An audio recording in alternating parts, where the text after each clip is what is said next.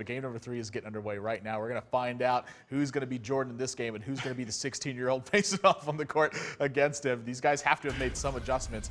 We've been seeing them play some of their old styles a little bit here. Dog, I've watched him play Control Warrior, but not a ton in the past.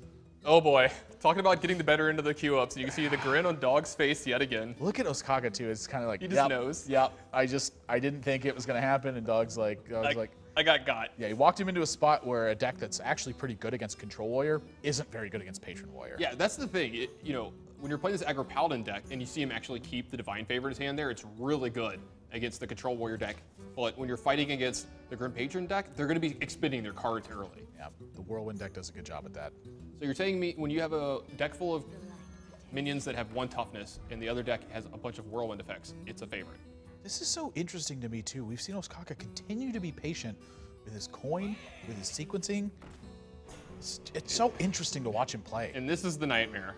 Like, yeah. What do you do from here? Well, the Blessing of Might, you get a 2-for-1 here, but the thing about it is this is clearing the way for the rest of the game. Yeah, I was gonna say, this is one of those things, this feels terrible. You know what I mean? This feels so bad to do this. You have to do it. Yeah, you don't have an option. Well, it's not that you don't have an option. It's just that, well, it's that you don't have an option yeah. as well. But you don't have time to like wait for anything else. Yeah, you have to get the ground running, especially with your plan being Divine Favor. You just need to start getting cards out of your hand. I actually like that Dog recognizes how important it is to get on the ground running and keep his hand size under control as well. I mean, well. because Warsong Commander practically has Taunt as well, and that's the worst feeling in the world when you keep the Divine Favor hand and then you draw the other one. Yeah, Muster for Battle is going to come out here. I have a feeling this Warsong Commander is fighting the dust. There is about a 0% chance that Ostkaka goes for face for 3 here. Yeah. This is one of the scariest minions in the game. Did you hear that, Blizzard? Nerf Warsong Commander. Come on. You can do it.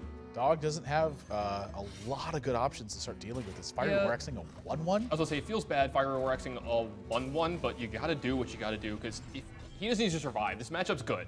He just needs to get to the turn where he gets a Grim Patron of the Warsong Commander or something like that, or even just gets to use a Grim Patron. It's unbelievable. Yeah. I wonder if Blessing of Kings is better than Divine Favor here. I think it's pretty darn close, honestly. I was going to say, I like it better than Divine Favor this turn. Next turn, you can play maybe 3 cards out of your hand before you Divine Favor, hopefully 4 if he draws a 1-drop. Yeah. So, Prowling Berserker right off the top rope. Oof. 6 into play, and Dog. I wonder what he's so concerned with. Like, is he just feeling good about his draw? Like, I'm so far ahead now. Which is, I don't know really what's going on with Dog and his thought process right now, but it looks almost like this is tough to read. He's just leaving. He's had enough. He's had enough. He's like Ostkaka's playing South Sea deckhand.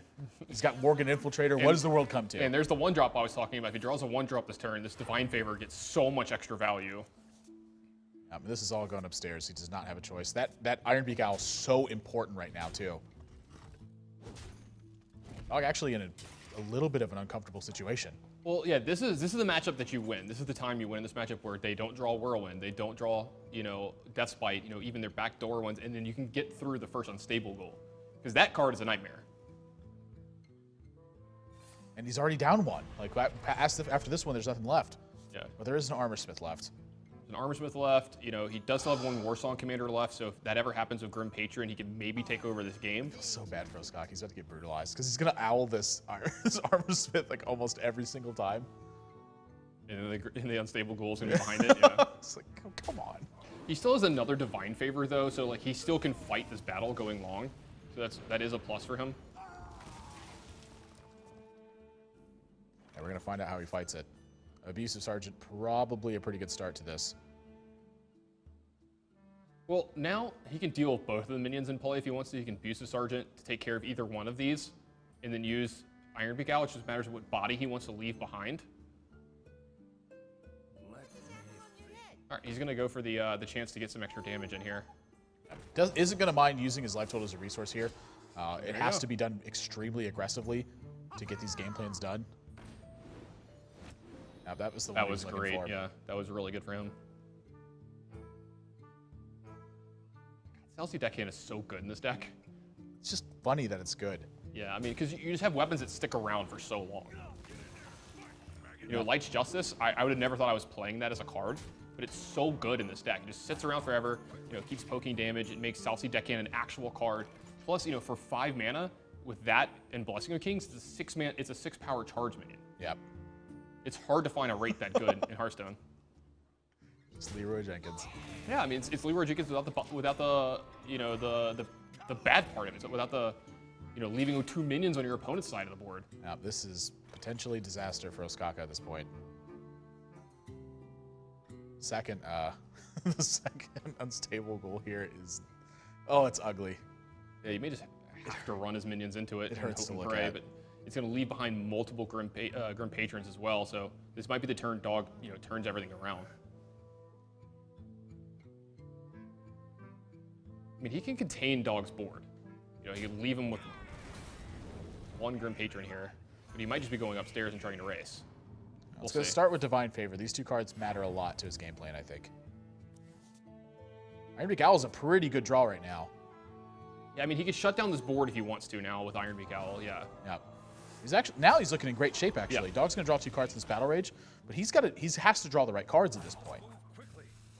You know what's funny?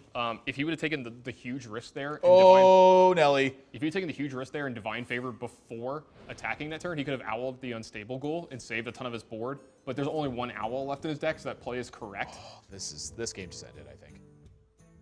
Maybe. He's got full control at this point. Yeah. Ostkaka has no way to draw cards. Everything that's left in his deck is going to be 1 health and 2 health minions. A true silver champion into something good could maybe keep him in this game, but it needs to be now. It needs to be very soon. Because Dog's going to be, Dog's wondering if he should armor up here.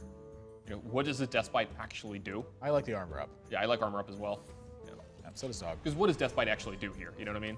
It's just a damage pusher, and then you need. I mean, you more wouldn't even utility attack now. with it, though. Well, now that actually is a pretty important draw. This is one of the ways that I think Ostkaka can get it back into this, is force Dog to use this Deathbite. If he draws dead for a couple turns here, this is his 1 chance to climb back in. Yeah, and he still has, another Blessing of the Kings in his deck.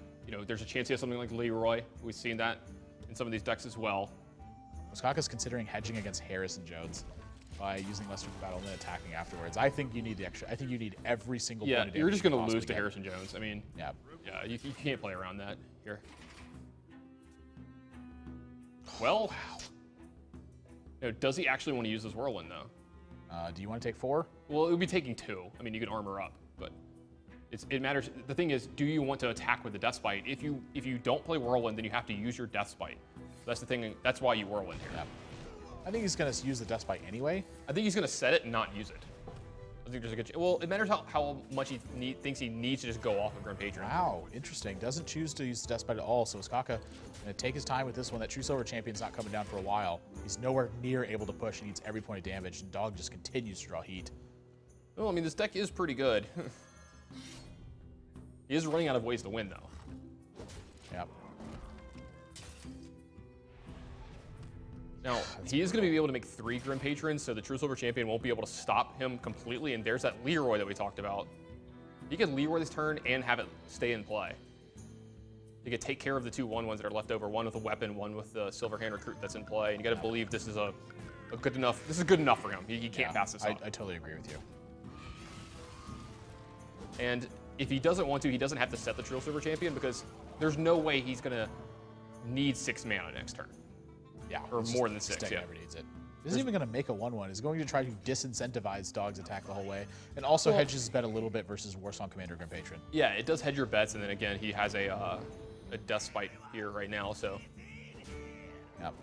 Execute for 1 point of damage is pretty darn good when your opponent has their largest minion in play as a 6-2. I'm trying to think if Ostkaka can win anymore. Dog's at 13. He can attack for 4, go up to 15. Dog has 14 power in play. I don't know if there's a way that Ostkaka can win this game anymore. Yeah, there's actually no cards in his deck that can actually win the game. Everything left is going to be short stuff, and he's under lethal threat. So Dog's going to take a 2-1 lead here.